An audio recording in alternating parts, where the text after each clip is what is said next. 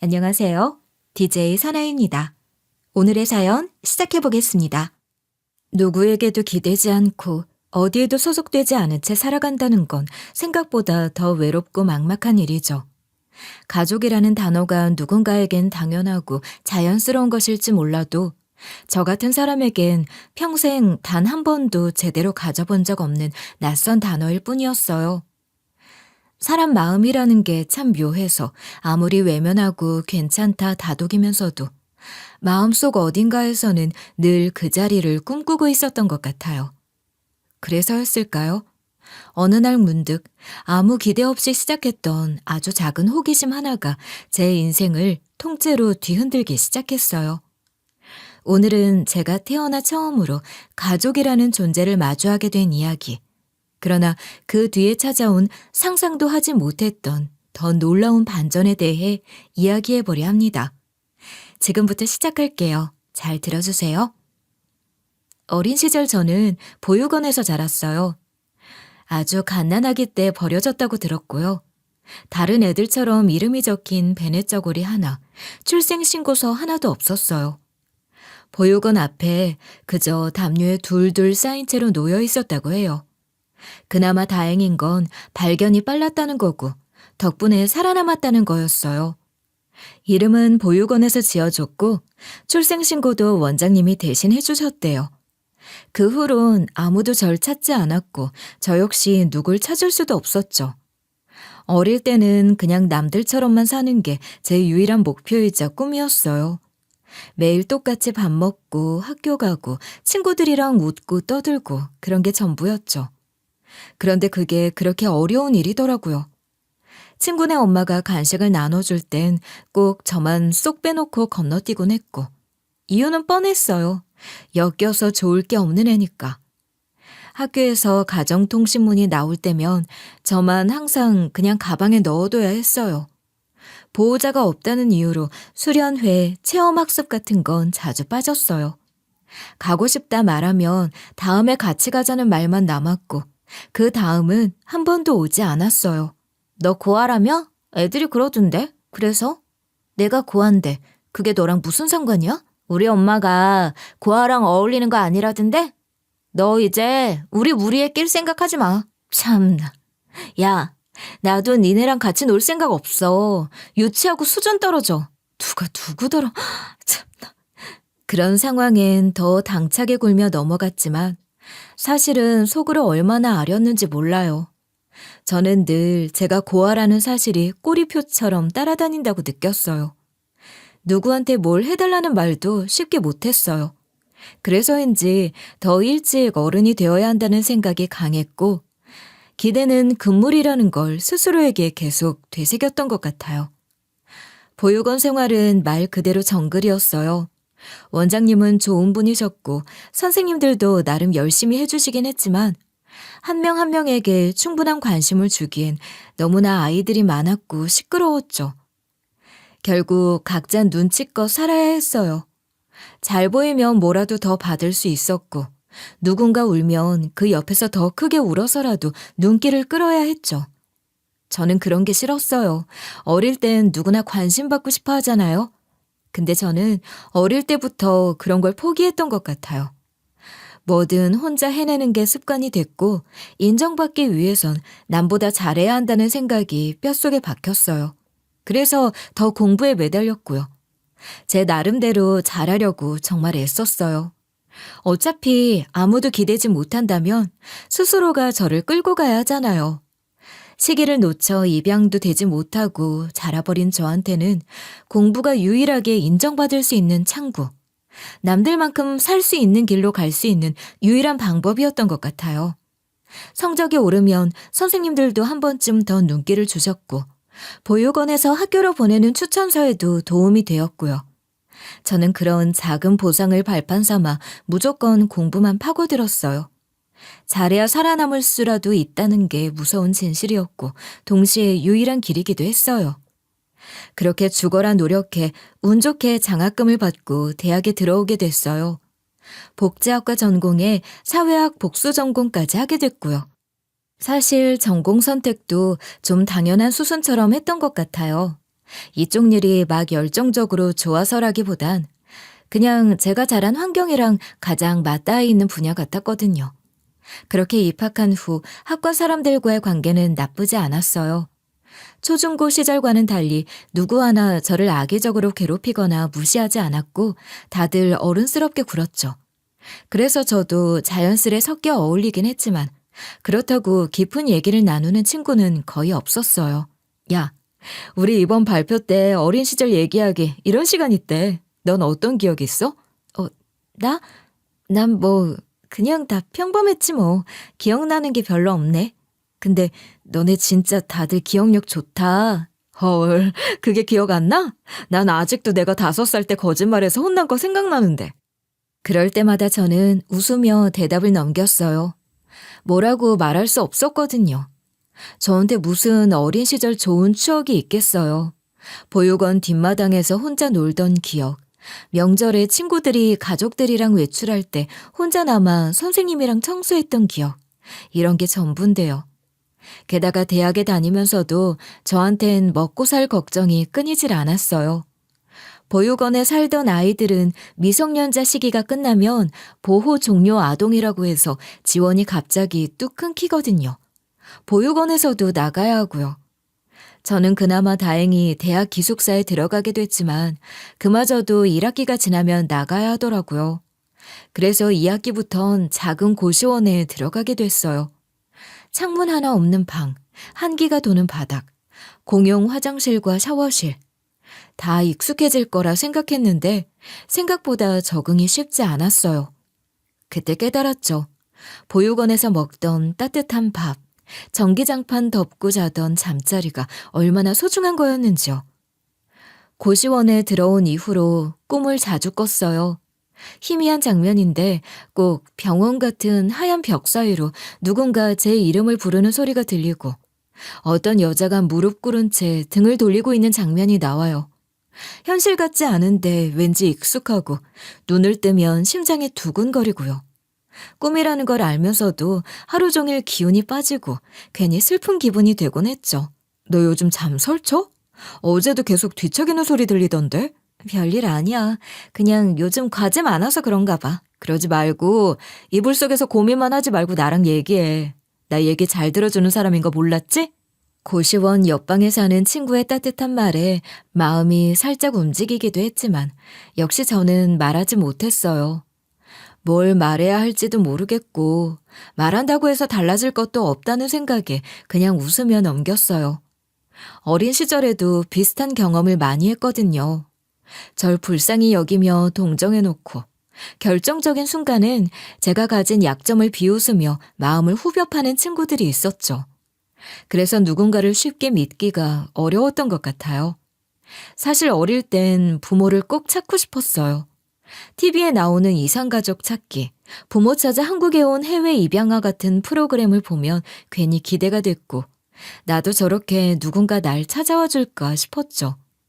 심지어 혼자 거울을 보며 엄마, 나 여기 있어요 하고 연습한 적도 있어요. 그러다 점점 나이가 들고 현실이 뭔지 알아가면서 그 꿈은 두려움으로 바뀌었어요. 혹시 내가 진짜로 싫어서 버린 거면 어떡하지? 무슨 소리야? 왜 그런 생각을 해? 아니, 그냥 괜히 진짜 그런 이유였으면 찾고 싶지 않을 것 같아서. 그래서 아예 생각을 멈췄어요. 누가 날 낳았건 지금 제 삶과는 아무 상관없다고 생각하려고 했어요. 어릴 때 누가 그랬는지도 생각 안 나는 너는 그냥 하늘에서 천사가 떨어뜨리고 간 아이야 라는 말이 오히려 위로처럼 느껴지기도 했어요.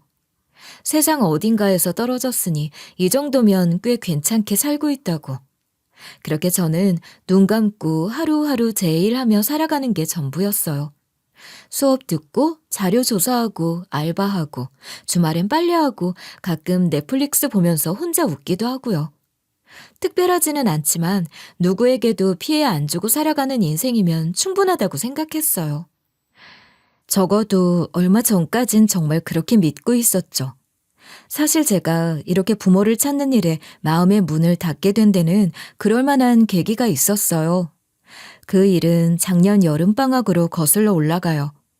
무더위에 지쳐 도서관에서 에어컨 바람이나 쐬던 날이었는데 친구들이랑 아이스 커피를 마시며 수다를 떨던 중이었어요.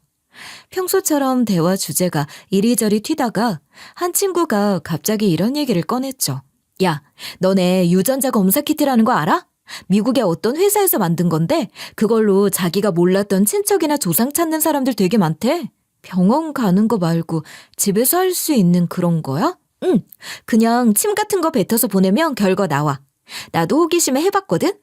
뭐 특별한 건 안 나왔지만 나중에 혹시 뭔가 연결될 수도 있다고 하더라? 오, 맞아, 맞아. 나도 봤어. 그걸로 뭐 몰랐던 형제 20명을 찾았다나? 그런 거 해외 토픽으로 나온 거 있었어. 그 말을 듣는 순간 가슴이 철렁했어요. 사실 그 전까지만 해도 부모를 찾고 싶다는 감정을 거의 억누르며 살아왔는데 그 말 한마디에 이상하게 심장이 쿵 내려앉는 기분이 들더라고요. 그냥 스쳐 지나가는 얘기일 수도 있었지만 그날 밤 괜히 핸드폰으로 검색을 해보게 됐어요. 해외 유전자 검사 키트, 친척 찾기, 입양아 유전자 등록 같은 키워드로요. 그러다 저도 모르게 구매 버튼을 눌러버렸고 며칠 뒤 택배 상자가 제 고시원 문 앞에 놓여 있었어요. 검사 방법은 간단했어요. 설명서대로 침을 뱉고 봉인해서 다시 보내는 식이었고요. 그렇게 보내놓고는 며칠 동안 결과를 기다렸는데 막상 도착한 결과에는 딱히 유의미한 정보가 없었어요. 국가별 유전자 구성 비율이라든가 건강 위험 요인 같은 게 쭉 나왔지만 그 흔한 친척 후보 하나 안 뜨더라고요. 아직 한국에선 검사를 한 사람이 많지 않아 어찌 보면 당연한 결과였지만 너무 기대했나 싶어 속상하기도 했고 괜히 뭔가에 낚인 기분도 들었어요. 그러다 며칠 뒤 낯선 번호로 문자가 하나 왔더라고요. 유전자 추적을 통한 핏줄 찾기 서비스를 제공한다는 안내였고 링크까지 첨부돼 있었어요. 처음엔 스팸인가 싶었죠. 그런데 문득 그 유전자 키트랑 관련이 있는 게 아닐까 싶어서 괜히 호기심이 생기더라고요. 링크를 눌러 들어가 보니 사이트 디자인도 나름 그럴듯했고 무료 상담도 가능하다고 쓰여 있었어요. 그렇게 상담 신청을 했고 그날 저녁 바로 전화가 걸려왔어요. 정보가 전혀 없으셔도 괜찮아요. 유사한 사례에서 실제 부모를 찾은 케이스가 꽤 있거든요. 너무 기대하지는 마시되 가능성은 있어요. 하은님도 그런 가능성 중 한 명일 수 있으니까요. 그럼 이걸 통해서 가족을 찾게 된 사례들도 있는 건가요? 네, 그럼요. 저희가 이미 20분이 넘는 가족을 찾아드렸는데요. 키트 신청해서 일단 등록부터 해보시겠어요? 그 말에 제 마음이 크게 흔들렸어요. 상담사는 아주 능숙하게 저의 상황에 공감했고 괜찮다고 안심시켜줬어요. 그렇게 저는 다시 유전자 키트를 신청했고 며칠 후 도착한 박스를 받아들고는 조심스럽게 검체를 채취했어요. 박스에 넣을 때도 괜히 손이 떨리더라고요. 그때는 진심으로 바랐어요. 이번엔 뭔가 찾을 수 있기를. 이제라도 제 인생의 실마리가 풀리기를. 그러고 나서 몇 주쯤 지났을 때였어요. 핸드폰으로 유력한 친족 후보가 확인되었습니다. 라는 문자가 왔고 그 밑에 적힌 말이 제 심장을 덜컥 내려앉게 했어요. 부친쪽 가족과 유전자 일치 확인, 대리 연락 여부 요청 시 연결 가능. 그때부터는 모든 게 너무 빠르게 진행됐어요. 저는 상담사에게 대리 연락을 요청했고 상담사는 상대도 하은 씨를 만나보고 싶어 한다고 하더군요. 그렇게 약속을 잡게 됐고 서울 근교에 있는 조용한 카페에서 한 남자를 만나게 됐어요. 중년의 남자였고 깔끔한 셔츠 차림에 말투도 아주 조심스러웠어요. 네가 하은이구나. 사실 네 얼굴 보자마자 바로 확신했어. 우리 집안 여자들 얼굴이랑 너무 닮았거든. 그럼 저희 작은 아버지이신 건가요? 그래, 그렇게 되겠구나. 작은 아버지. 좀 어색하다, 아직은. 사실 저도 아직 아무것도 믿기지가 않아요. 그럴 수밖에 없지. 차차 알아가면 되지. 널 진짜 만나고 싶어 하던 사람들이 있어. 네 친아버지, 그러니까 우리 형은 돌아가셨지만 우리 누나도 어머니도 다 널 보고 싶어 했단다. 다들 널 보고 싶어 했고 미안해했고 늘 그리워했어. 나도 그중 하나고. 그 남자의 말이 거짓이라는 생각은 그 순간엔 조금도 들지 않았어요. 그 사람 눈빛이 너무 진심 같았거든요. 제가 어린 시절 내내 꿈꿔왔던 누군가가 제 앞에 나타난 기분이었고, 이상하게도 그날 밤은 잠이 잘 오지 않았어요. 다음 만남까지 몇 번 연락을 주고받았고, 드디어 다른 가족들도 만나기로 했어요. 그날 저는 진짜 가족을 만날 수 있을 거란 기대에 부풀어 있었어요. 그런데 그날은 제 인생에서 가장 끔찍한 날이 되고 말았어요. 약속 장소는 근처 아파트 단지였고, 남자는 저를 갑자기 아파트 상가 안으로 끌고 들어갔어요. 문이 닫히는 순간 낌새가 이상했지만 반쯤 얼어있던 저는 저항도 못했어요. 가만히 있어. 소리 지르면 다친다. 뭐 하는 거예요? 나요. 지금 뭐 하시는 거냐고요? 이 바보 같은 년. 요즘 세상에 그딴 거 믿고 덜렁 나오는 사람이 어딨어. 가족? 웃기고 있네. 네가 얼마나 순진하면 이딴 식으로도 속냐고. 남자는 제 손을 결박했고 제가 가진 현금을 빼앗고 계좌 이체까지 강요했어요. 저는 온몸이 얼어붙은 채로 지시에 따를 수밖에 없었고 남자는 마지막까지 절 조롱하며 말했어요. 앞으로도 가족 한번 열심히 찾아보라고. 나 같은 놈이 또 나타날 테니까. 그때는 나보다 더한 놈이 나올지도 모르지. 이 정도로 끝난 걸 천운으로 알라고, 이 순진에 빠진 년아. 그 후 저는 겨우 도망쳐 나왔고 가까운 편의점에서 정신없이 경찰에 전화를 걸었어요. 그러나 결정적인 증거도 없었고 CCTV는 사각지대였고 결국 뚜렷한 조치 없이 사건은 흐지부지 됐어요. 며칠 뒤 처음 상담을 받았던 사이트 링크에 들어가 보니 이미 폐쇄된 상태더군요. 모든 게 사기였던 거예요. 친부모를 찾고 싶다는 제 감정을 이용한 놈들이었고 그걸 아무 의심 없이 믿어버린 제가 너무 창피하고 미웠어요. 그 뒤로 저는 다시는 이런 일로 마음이 흔들리지 않겠다고 다짐했어요.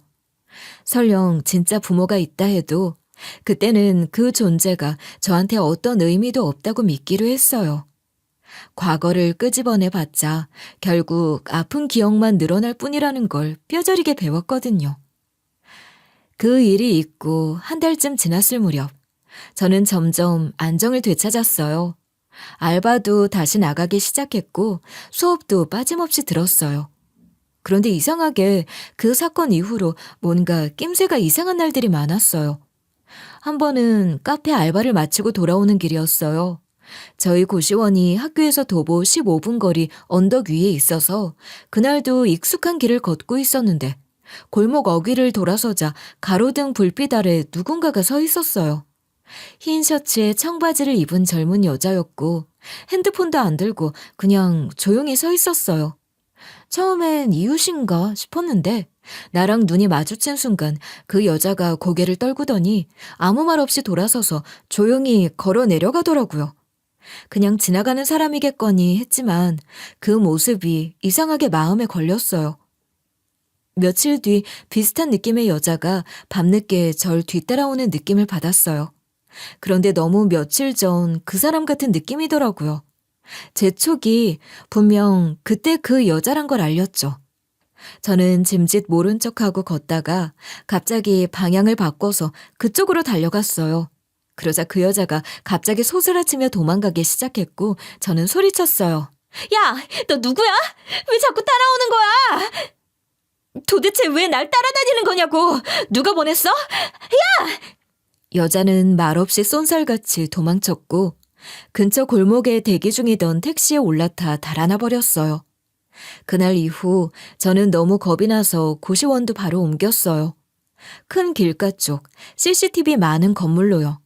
하지만 경찰에 신고할 정도로 확실한 증거는 없었기 때문에 그냥 조용히 넘길 수밖에 없었죠. 그러던 중 아주 오랜만에 보육원 선생님에게서 연락이 왔어요. 어떤 여자가 찾아와 제 정보를 캐물었다는 거였어요. 하은아, 선생님이 혹시나 해서 걱정이 돼서 전화했다. 어제 누가 와서 너에 대해 이것저것 묻고 갔어. 사회복지센터에서 왔다고는 했는데 그게 언제예요? 무슨 얘기를 했는데요? 웬 젊은 여자가 이것저것 질문을 하더니 이상하게도 너한테만 관심을 가지더라. 다른 애들 얘기할 땐 대충 듣더니 너 얘기만 나오면 눈빛이 확 바뀌더라고. 그래서 이상해서 누구냐고 물었더니 갑자기 도망치듯 나가버렸어.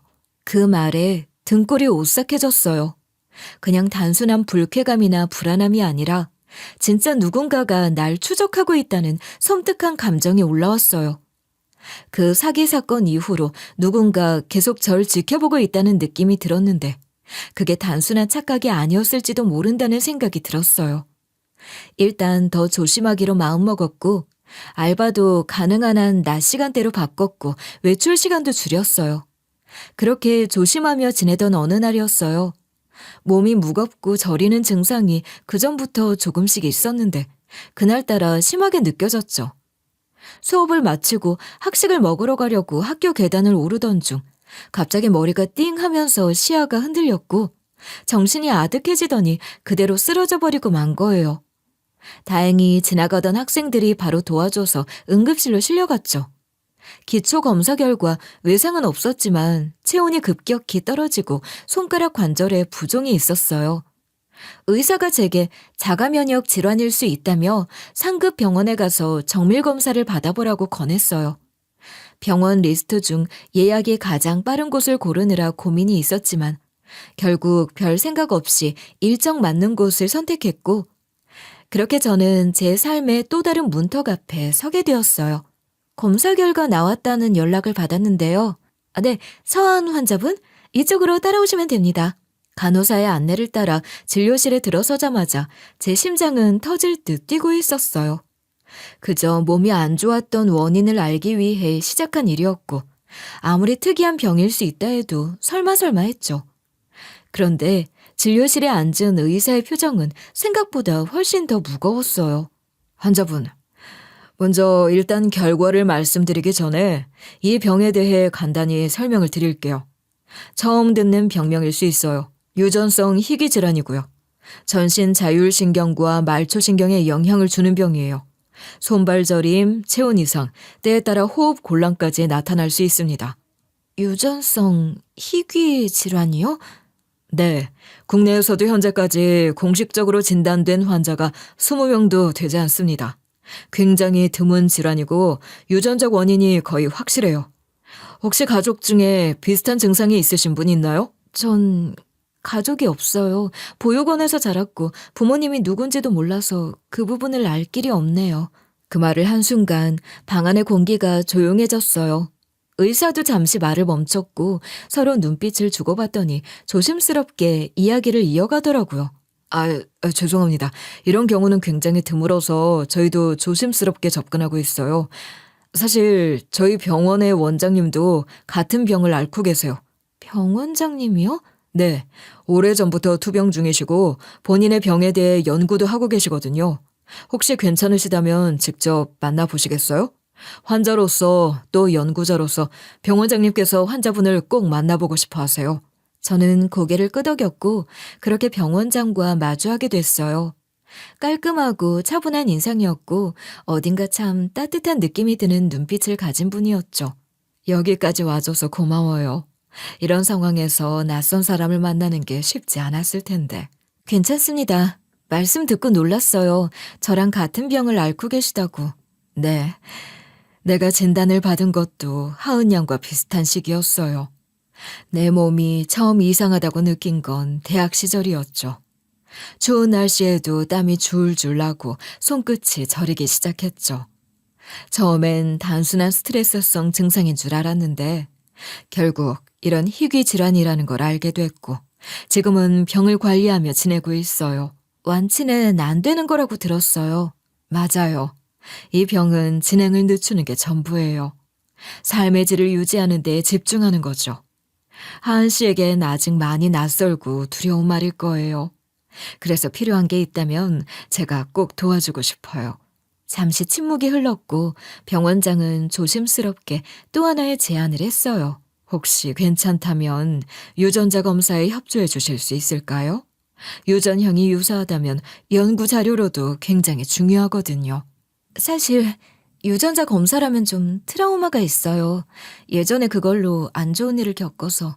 하지만 이번엔 다르니까요. 네, 하겠습니다. 그렇게 검사는 진행됐고 일주일 후 친모와 유전학 교수가 있는 연구동 안쪽 비공개 진료실로 다시 불려갔어요. 병원장은 눈을 감은 채 조용했고 진료실 안은 고요했고 그곳에서 저는 생각지도 못했던 이야기를 듣게 됐죠. 교수는 제 앞에 종이 한 장을 내밀며 단도직입적으로 말했어요. 목의 유전형 99.98% 일치. 두 분 친모녀 관계로 확인됩니다. 네? 그게 무슨 말이에요? 지금 그러니까 병원장님이 제 친엄마라고요? 나도 오늘에서야 들었어요. 그런데 교수님, 아무리 생각해도 이게 너무 말이 안 돼요. 전 이미 딸이 있어요.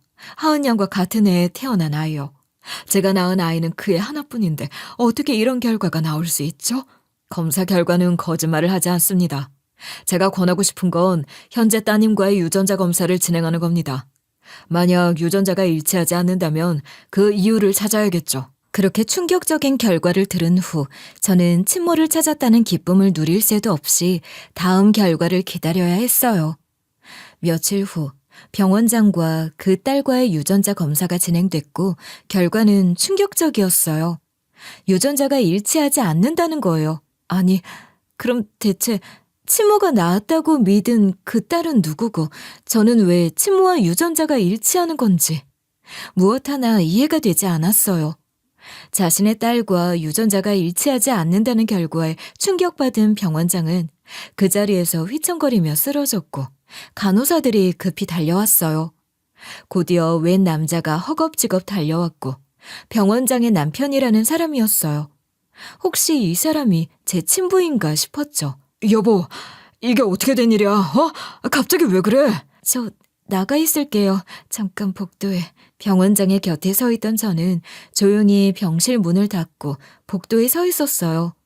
가슴이 쿵쾅대고 손이 떨려서 제대로 서 있기조차 힘들었어요. 그런데 안에서 무언가 한참 대화가 오가던 그 순간 안에서 소란스러운 소리가 들려왔어요. 친모의 울부짖음, 물건이 부딪히는 소리. 너무 놀라 망설이다 제가 다시 병실 안으로 들어갔을 때 두 사람은 다소 진정된 듯 보였어요. 그리고 믿기 어려운 이야기가 시작됐죠. 여자가 있었어. 그때 병원에서 같이 일하던 간호사였어. 오래전 일이야. 당신한테는 말하지 못했던. 간호사? 그러니까 내가 있던 병원 간호사랑 놀아났단 얘기를 하는 거야 지금? 그럼 그 여자 딸이란 소리야? 당신은 알았어? 아니야. 절대 아니야. 나도 지금 뭐가 뭔지 하나도 모르겠다고. 그때 당신 임신했을 무렵에 여자가 임신을 했다고 했어. 난 당연히 흘려보낼 줄 알았지. 그렇게 끝난 줄 알았는데 그 여자가 그 애를 낳았다고? 나도 모르는 사이에 그랬나 봐. 그리고 당신이 임신한 걸 알고 복수하겠다고 날 협박했어. 근데 그 뒤로는 자취를 감췄어. 난 내가 겁을 줘서 포기한 줄 알았어. 그런데 얼마 전에 갑자기 연락이 와서 무슨 소송을 준비 중이라며 돈을 준비해 놓으라고. 그래서 대체 그게 무슨 일인가 했었는데 그 여자 당장 데려와. 어디 있는지 알아? 사람 붙여서 찾아. 지금 당장. 이게 다 어떻게 된 일인지 그 여자 불러와서 다 실토하게 하라고.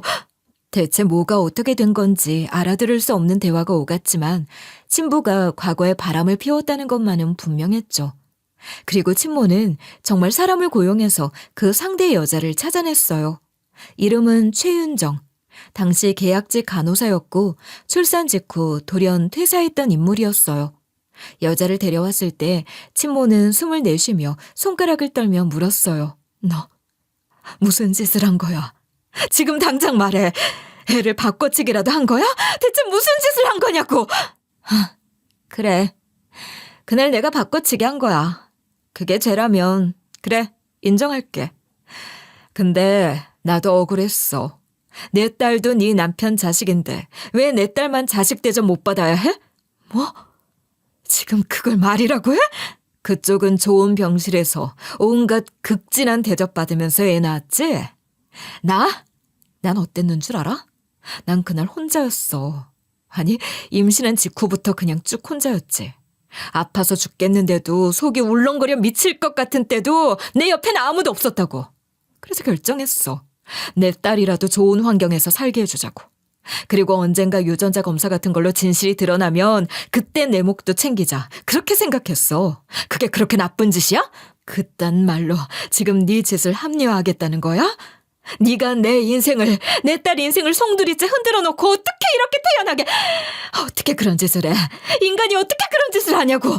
그건 니년 남편한테 물어. 네 남편이 날 버렸어. 아니, 내 딸까지 한 번에 버린 거지. 난 혼자였다고. 그러니까 나도 어쩔 수 없었어. 그렇게라도 내 딸을 잘 살게 하고 싶었어. 나도 내 최선의 선택을 한 거야. 내연녀는 혼자 광분하다가 이내 흐느끼다가 혼자 원맨쇼를 해대더군요. 하지만 내연녀가 내뱉은 충격적인 이야기는 그 말에서 끝이 아니었어요. 너 결국 네 친모를 찾았구나. 내가 그렇게 애썼는데 못 찾게 하려고 그렇게 노력했는데. 날 알아요? 알지. 처음 인큐베이터에서 바꿔치기 했을 때부터 알았지. 널 그 보육원에 갖다 둔 것도 나였고 그 뒤로 계속 지켜봐왔으니까. 그리고 네가 유전자 검사 맡겼을 때 나 그거 알았어. 사실 그거 내가 보낸 링크거든.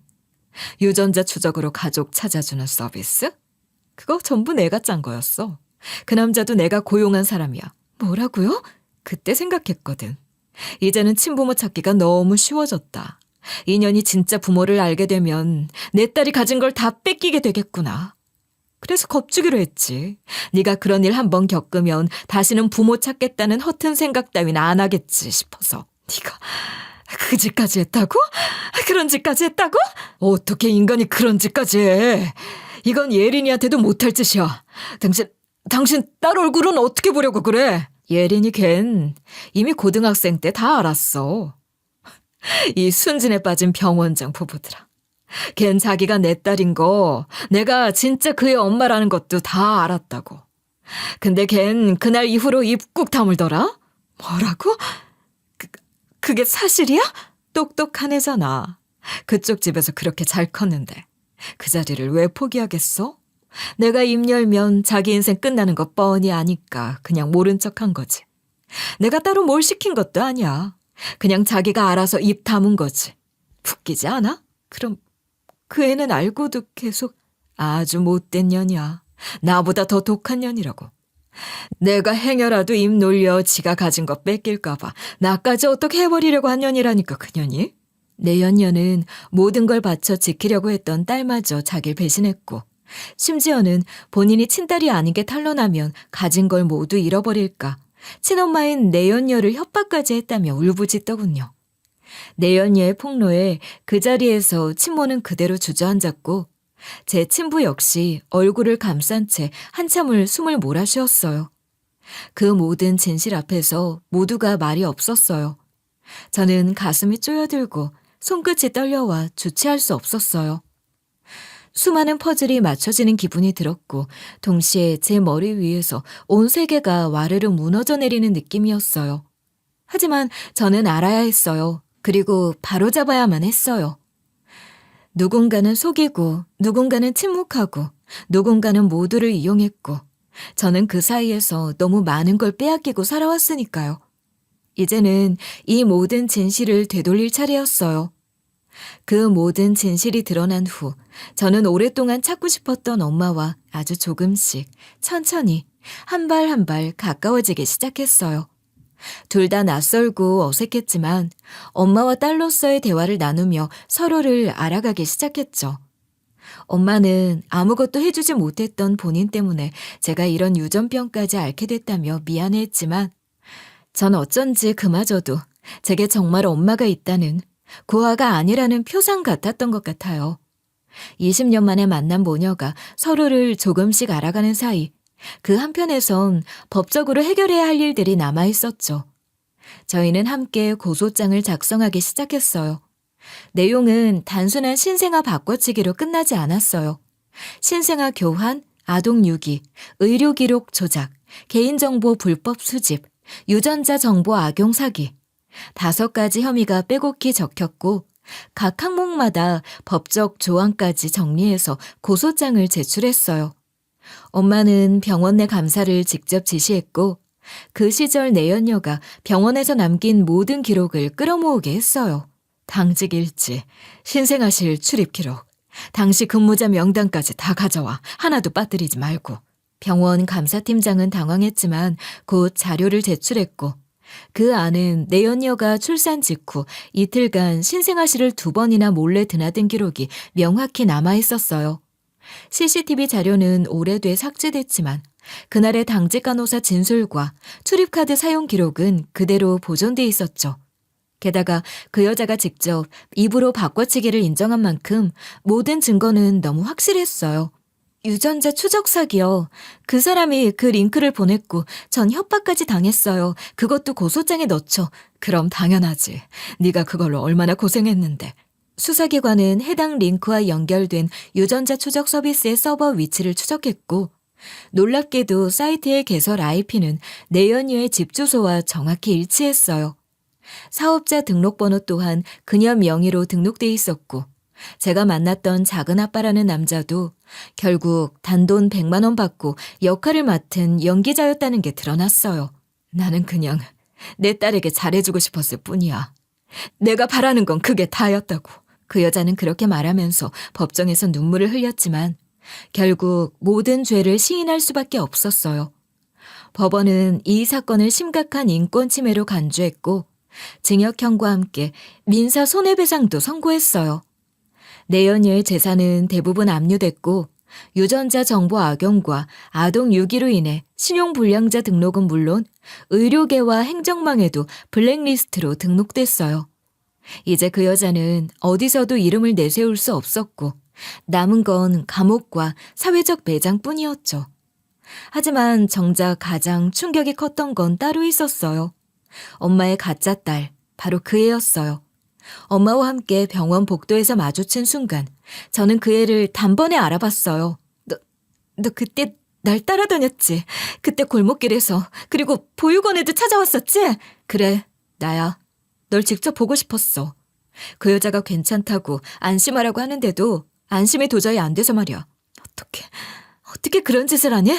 네 엄마가 그랬다는 걸 알았으면 뒤늦게라도 너라도 바로 잡았어야지. 그랬어야 맞지? 미안하다. 무서워서 그랬어. 나 무서웠어. 솔직히 처음엔 믿기지도 않았고 그냥 아닐 거라고 생각했는데 점점 확신이 들면서 더 무서워졌어. 무서웠다고? 넌 그냥 네가 가질 수 없을 걸 지키려고 날 지워버린 거잖아. 아니야. 그런 의도는 아니었어. 그냥 엄마를 잃을까 봐 그게 너무 겁났어. 엄마가 내가 진짜 딸이 아니라는 걸 알게 되면 날 버릴까 봐. 그래서 아무 말도 못했어. 정말 미안해. 그 말 하나로 바로잡기엔 너무 멀리 와버린 것 같구나. 엄마, 나 정말 무서웠어. 내가 엄마를 잃게 될까 봐. 진짜 무서웠단 말이야. 엄마가 날 버릴까 봐. 그게 너무 두려웠어. 그게 내가 그러려고 했던 건 아니었어. 그 애는 그 자리에서 울음을 터뜨리며 주저앉았고 이내 엄마 앞에 무릎 꿇고 매달렸어요. 하지만 엄마는 조용히 그의 손을 뿌리치며 고개를 저었어요. 네가 진짜 내 딸이 아니란 걸 알게 됐다 해도 난 널 사랑했을 거야. 그건 변하지 않아. 나도 네가 아플 때 같이 아팠고 네가 웃을 때 함께 웃었어. 그건 다 진심이었어. 그럼 용서해 주는 거야, 엄마? 하지만 이제 모르겠구나. 내가 알던 내 딸이 맞는지도 모르겠다. 넌 날 속였고 내 딸을 찾는 걸 방해했어. 그게 진짜 문제야.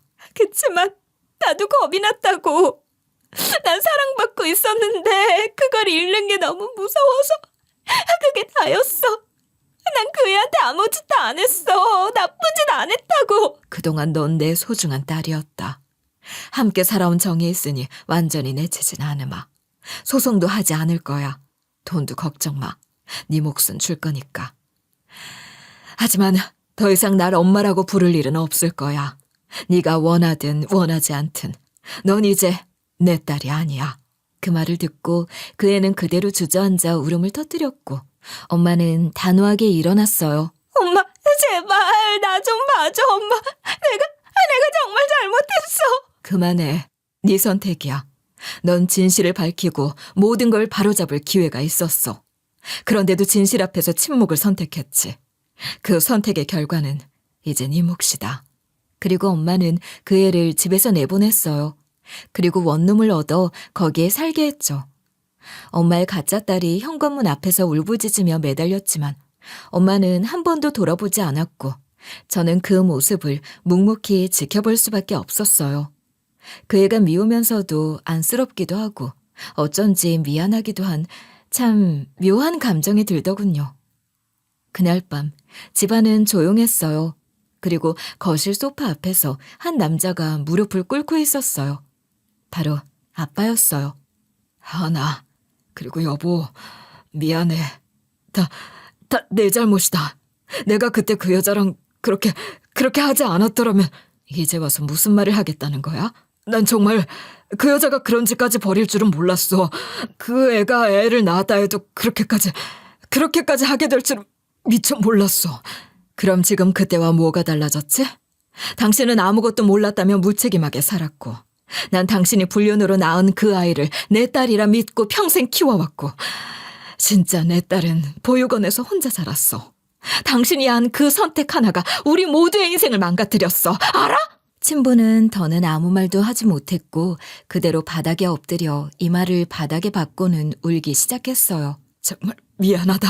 다 내 죄야. 모든 게 내 죄야. 속죄하기엔 이미 너무 늦었어. 다 끝났으니까 눈물 흘릴 것도 무릎 꿇을 것도 없어. 난 당신 용서 안 해. 엄마는 말없이 서류 봉투를 내밀었고 아빠는 그걸 받아준 채 고개를 떨궜어요. 이혼 서류야. 당신은 이제 병원과도 우리 가족과도 끝났어. 병원도 집도 다 내려놔. 내가 당신을 위해 참아온 시간이 너무 길었고 그 뒷감당은 이제 당신이 해. 며칠 뒤 엄마는 이혼 서류를 정식 접수했고 병원 이사회는 친부를 해임했어요. 아빠가 가진 명함, 직위, 지위, 병원장 가족이라는 모든 표식이 하루아침에 사라졌죠. 어릴 때부터 저는 제가 가진 게 아무것도 없다고 생각하며 살았어요. 이름 하나, 보호자 하나 없는 인생이었고 누가 제 걸 뺏어가도 그냥 그러려니 했던 것 같아요. 원래부터 없었으니까 그게 당연한 줄 알았고 누구한테 원망할 것도 없이 그냥 그렇게 살아야 하는 거라 믿었죠. 그런데 알고 보니까 제가 아무것도 가진 게 없던 게 아니라 누군가 일부러 그 모든 걸 빼앗아 간 거였잖아요. 내연녀는 제 존재 자체를 지웠고 제 이름도 가능성도 없던 일처럼 만들었죠. 그리고 제 자리를 꿰찼던 내연녀의 딸은 진실을 알고도 조용히 자기 자리를 지키려고 절 감시했고 보육원까지 찾아와 제 정보를 캐물으며 어떻게든 자기가 가진 걸 유지하려고 했죠. 저는 순식간에 일어난 그 많은 일들을 지켜보며 다시는 제 자리를 누구에게도 뺏기지 않겠다고 마음먹었어요. 어릴 때는 그냥 그런 줄 알았던 것들이 사실은 다 누군가의 의도로 만들어진 거였고 제가 없었던 인생이 아니라 일부러 지워진 인생이었다는 걸 깨달은 이상 이제부터라도 제 모든 걸 되찾아야 한다고 생각했거든요. 이제부터는 내가 너한테 해줄게. 그동안 못해준 시간들 차곡차곡 갚아갈게. 엄마, 사실은 나 엄마한테 서운한 감정보다 더 무서운 게 있었어. 만약 엄마가 날 받아들이지 않으면 어쩌나 하는 생각. 근데 지금 이렇게 손잡아주니까 세상이 다시 따뜻하게 느껴져. 이후 엄마와 저는 이사해서 함께 살기 시작했어요. 엄마는 여전히 병원에서 일했고 저는 다시 학교로 돌아가 수업을 듣고 과제를 하며 평범한 일상을 살아갔어요. 처음엔 낯설기도 하고 제 자리가 아닌 것처럼 느껴질 때가 많았어요. 밥 먹을 때 누가 제 반찬을 챙겨주는 것도, 잠들기 전 잘 자 라는 인사를 듣는 것도 모든 게 어색하고 또 행복했어요. 이젠 우리 딸이랑 사는 게 엄마가 제일 좋아하는 일이야. 퇴근하고 집에 오면 네가 있는 게 얼마나 큰 위안인지 몰라. 엄마가 그동안 못해준 거 전부 다 해줄게. 그러니까 엄마랑 오래오래 같이 살자, 우리 딸. 저는 대학을 졸업하면 복지 쪽 일을 계속할 거예요. 저처럼 혼자였던 사람들, 이름 하나 없이 살아온 아이들에게 끝까지 이름을 지켜줄 수 있는 사람이 되고 싶어요. 제가 선택하지 않았던 과거는 지울 수 없지만 앞으로는 제가 선택하는 삶을 살고 싶어요. 누군가의 이름이, 존재가 아무 이유 없이 사라지지 않게 지켜주는 사람이 되고 싶어요. 가짜 딸이 가로챘던 자리, 내연녀가 빼앗았던 제 자리, 그들이 밀어냈던 저라는 존재.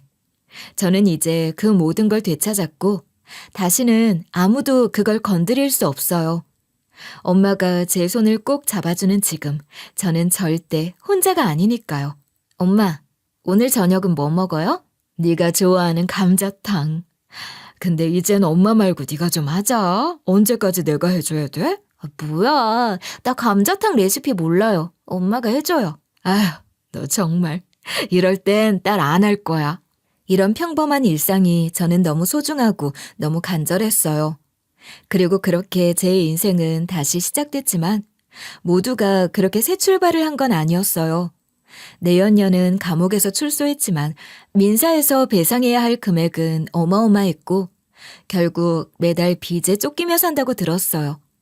전에 자기가 버렸던 삶보다 더 아래로 떨어진 삶이었고 그런 삶이야말로 진짜 자기 자업자득이었죠. 가짜 딸은 완전히 혼자가 됐어요. 엄마와는 완전히 인연이 끊겼고 친부와도 연락하지 않는다고 하더라고요. 자기 친모였던 내연녀와도 손절했다는 소문이 들려왔고 결국 그 누구와도 연결되지 않은 채 철저하게 혼자가 된 거죠. 그 아이에겐 더 이상 붙잡을 것도 기대할 것도 없는 세상이 된 거예요. 한때 대형 병원의 실장이자 재단 이사였던 아빠는 지금은 조용한 시골집에서 지낸다고 들었어요. 저랑은 가끔 명절 즈음 짧은 문자만 오갈 뿐이에요. 잘 지내니? 네가 건강하다는 소문을 들었어. 늘 미안하다. 네, 건강해요. 걱정 마세요. 언제 한번 놀러 오려무나. 감나무에 감이 잘 익었어. 건강하세요. 언젠가 뵙게 될 날까지. 아빠를 용서하지 못한 엄마와 달리 저는 아빠를 원망하진 않지만 어떤 인연을 이어갈 마음도 없어요. 그저 각자 위치에서 각자의 몫을 감당하며 살아가는 거죠. 제 인생을 모조리 흔들어 놓았던 아빠와 내연녀, 그리고 그들 사이의 딸까지. 그 세 사람은 각자 무너졌고 저는 그 무너진 잔해 속에서 살아남았어요. 그리고 앞으로는 그 살아남은 삶을 정말 충실히 후회 없이 살아가려 해요. 어떤 거짓도, 어떤 연극도, 어떤 탐욕도 다시는 제 삶에 스며들지 못하도록. 이제 제 이름은 지워지지 않을 거고 제 자리는 뺏기지 않을 거예요. 그리고 저는 그 모든 걸 제가 지킬 거예요. 제 손으로, 제 뜻으로. 제 인생을 송두리째 흔들어버린 이 이야기가 끝난 지금 저는 문득 이런 생각을 하게 돼요. 우리는 태어날 때 모든 걸 선택할 수 없지만 살아가면서는 얼마든지 스스로를 지켜낼 수 있는 힘을 갖게 된다고요. 누군가는 제 이름을 지우고 자리를 빼앗고 존재 자체를 없애려 했지만 결국 저는 다시 제 자리를 찾아왔고 그 누구도 더는 제 삶을 마음대로 휘두를 수 없게 되었어요. 가족이란 건 피 한 방울보다도 더 많은 선택과 책임, 그리고 용기로 만들어지는 거라고 생각해요. 누가 낳았느냐보다 누가 끝까지 곁에 있어주느냐가 더 중요하다는 걸 저는 이번 일을 통해 아주 뼈저리게 깨달았어요. 지금 제 곁에는 매일 아침 저에게 따뜻한 밥을 차려주고 힘든 날이면 말없이 손을 잡아주는 엄마가 있어요. 이제 저는 더 이상 혼자가 아니고 더 이상 무너질 이유도 없어요.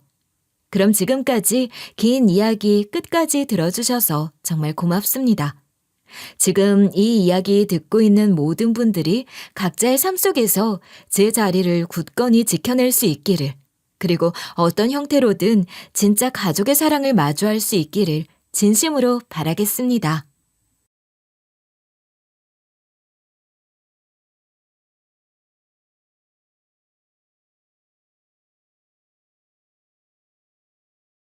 안녕하세요. DJ 현희입니다. 오늘의 사연 시작해 보겠습니다. 여러분은 너무 이상해서 듣는 순간 귀를 의심하게 되는 부탁을 받아본 적이 있으신가요? 말도 안 되는 소리 같으면서도 정색하고 부탁하는 그 표정을 보면 차마 거절 못하게 되는 순간을 경험해 본 적 있으세요?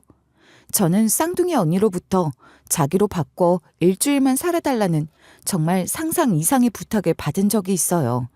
그리고 그 순간 생각도 못했던 한 편의 느와르 영화 같은 일들이 제 앞에 펼쳐졌고 그날 제 인생은 전혀 상상하지 못했던 방향으로 휘말리기 시작했죠. 오늘 제가 들려드리려는 건 바로 그날의 이야기입니다. 지금부터 시작해 볼게요. 저는 일란성 쌍둥이로 태어났어요. 요즘은 쌍둥이들끼리 그냥 서로 친구처럼 지내도록 키운다고 하더라만 제가 어릴 때만 해도 그런 분위기가 아니었어요. 고작 3분 차이지만 언니는 언니, 저는 동생, 호칭이 뚜렷했어요. 너는 언니니까 동생 잘 챙겨야 해. 언니는 언니답게 굴어야지. 그리고 너는 동생이니까 언니 말 잘 듣고 언니한테 함부로 하지 말고. 저희는 꼬박꼬박 언니, 동생을 구분하며 자랐어요.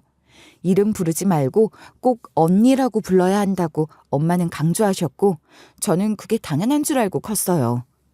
저희는 정말 얼굴이 너무 똑같이 생겨서 가끔 부모님도 헷갈리실 정도였어요. 심지어 어릴 적 앨범을 보다 보면 저희도 누가 누군지 헷갈릴 때도 있었으니 말 다 했죠. 이거 너야? 아니면 언니야? 도대체 누군지 모르겠네. 그러게요. 저도 모르겠어요. 옷은 언니 옷인데 웃는 건 또 나 같고. 아니거든. 그거 내 옷 아닌데? 얘들아, 너희는 진짜 똑같이 생겨서 문제다. 누가 누군지 구분이 안 돼. 내가 나았지만 진짜 신기하다니까. 그렇게 꼭 빼닮은 저희 자매지만 얼굴만 닮았지 성격은 완전히 달랐어요.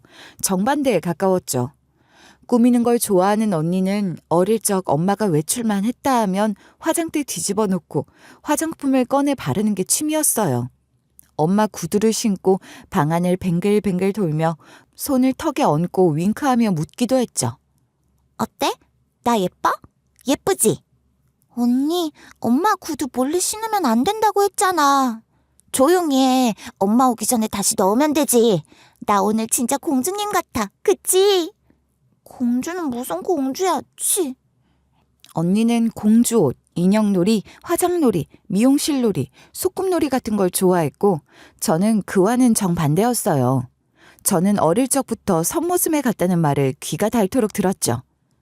너는 왜 그렇게 사고만 치고 다니니? 언니처럼 좀 얌전하게 놀 순 없어? 소꿉장난이나 하고 얌전히 좀 놀아봐. 소꿉장난 인형놀이 하나도 재미없어요. 아, 엄마, 잠깐만요. 제가 사고친 행적을 읊으라면 2박 3일도 모자랄 거예요. 삼촌이 두고 간 쌍절곤을 휘두르며 이소룡 흉내를 내다가 눈탱이가 밤탱이가 되기도 했고 망토를 두르고 슈퍼맨 놀이를 하다가 장롱 위에서 뛰어내리다 다리를 부러뜨려 석 달간 깁스를 하기도 했어요. 엄마는 저만 보면 우라통이 터진다고 하셨죠. 아유, 너는 진짜 왜 이렇게 한시도 가만히 있질 못해. 언니처럼 방에서 인형놀이 좀 하고 그러면 안 되니? 엄마, 제가 대신 약 발라줄게요. 이거 후시딘 어디 있었죠? 아유, 모르겠다. 장은진, 너 낫기만 해봐. 아주 다리 뭉둥이로 분질러 놓을 테니까. 언니, 엄마 화 많이 난 것 같지? 괜찮아. 이번엔 내가 엄마한테 잘 얘기해볼게. 너 또 혼나면 울 거잖아. 언니, 고마워. 얌전하고 조용조용한 언니는 엄마한테 혼날까봐 저 대신 거짓말도 잘해줬고 약도 발라주고 다친 데 반창고도 붙여줬어요. 그래서 저는 언니를 좋아했어요. 아니, 그냥 좋아한 게 아니라 엄청 의지했어요. 얘 고작 3분 언니인데도 또 그게 그렇더라고요. 언니는 항상 깔끔하게 단정한 옷을 입고 예쁘게 긴 머리를 묶고 다녔는데 저는 늘 선모습처럼 짧은 머리에 무릎엔 흙 묻히고 다니기 바빴어요. 그런 저희 둘을 보면 사람들이 늘 놀라곤 했죠. 세상에 어쩜 이렇게 똑같이 생겼는데 성격은 정반대야? 언니는 공주, 저는 슈퍼맨이에요. 슈퍼맨은 무슨, 너 그냥 날뛰는 거지. 언니, 나 날뛰는 거 아니거든. 슈퍼맨인 거야, 슈퍼맨. 어릴 때는 성향도 다르고 관심사도 달랐지만 그래도 항상 붙어 다녔어요. 늘 같이 놀고 같이 자고 같이 싸우고 그렇게 늘 함께였죠. 하지만 점점 나이가 들면서는 당연하게도 조금씩 각자의 세계가 생기기 시작했어요. 언니는 학교 축제 때 치어리더를 하며 무대 위에서 주목받는 사람이었고 저는 운동회마다 전력 질주로 릴레이 1등을 하는 타입이었어요. 제겐 운동장이 제 세상이었고 언니는 무대가 자기 세상이라고 믿는 듯했죠.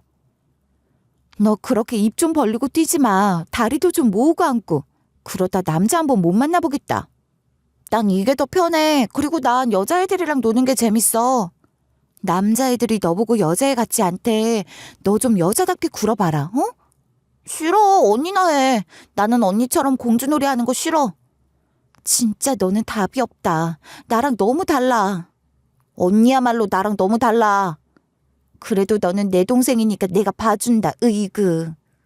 언니는 점점 비슷비슷한 느낌의 친구들과 어울리기 시작했고 저는 운동장에서 뛰노는 무리와 더 친해졌어요.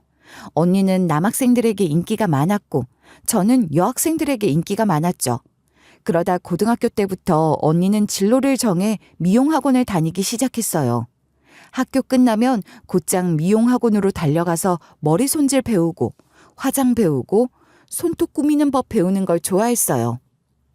퇴근길에 집에 들어오면 손등에 립스틱 발라보고는 저를 불러서 보여주기도 했죠. 나 이거 어때? 봐봐. 색깔 괜찮지 않아? 근데 언니, 이거 엄마 거 아니야? 몰래 써도 돼? 난 이게 다 공부잖아. 이제 화장하는 게 공부하는 건데 누가 뭐라 그래? 그러지 말고 너도 한번 발라봐봐. 이리 와봐. 언니가 해줄게. 에이, 됐어. 나는 잘 모르겠어. 화장하면 얼굴 간지럽고 답답할 것 같아. 안 할래. 너는 도대체가 여자애가 맞긴 한 거야? 진짜 너무 재미없게 산다. 넌 뭔 재미로 사니? 세상에 재미있는 거 많거든. 나중에 경찰 데려가면 체력도 키워야 하고 공부도 해야 하고. 순 재미없는 것들 뿐이네. 진짜 재미없어. 재미없어도 괜찮아. 나는 나중에 멋진 경찰 될 거니까. 경찰? 너? 아휴, 진짜 상상도 안 간다. 네가 경찰 되면 나라 망하겠다. 언니 진짜 너무한다. 그럼 언니는 뭐하고 살 건데? 난 예쁘게 살 거야. 예쁜 게 최고야. 난 진짜 연예인 뺨치게 예쁘게 하고 다닐 거야. 저는 언니의 그 말을 듣고 조금 씁쓸한 기분이 들었지만 굳이 그때는 뭐라고 반박하지 않았어요.